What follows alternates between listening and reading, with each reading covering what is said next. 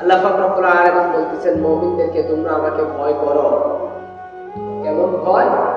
যে ভয় করলে অন্তত আমি হারাম কাজের দিকে লিপ্ত হতে পারবো না, যে ভয় করলে আমি গুনাহের কাজ করতে পারবো না। আল্লাহকে যে ভয় করলে আমি অন্তত নামাজহীন ফজর বাদ দিয়ে আমি ঘুমিয়ে থাকতে পারবো না।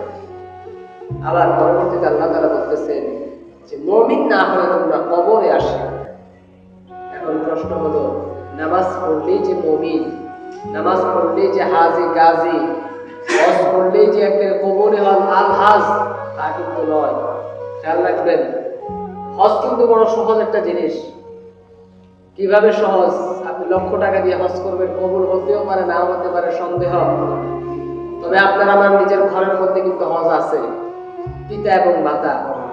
রাসূল সাল্লাল্লাহু আলাইহি ওয়াসাল্লাম ইরশাদ করেন, যে ব্যক্তি একবার পিতা এবং মাতার দিকে নেক নজরে একবার তাকাবে, একটা কবুল হজের সওয়াব, যতবার তাকাবে ততবার একটা কবুল হজের সওয়াব দিয়ে দিবে।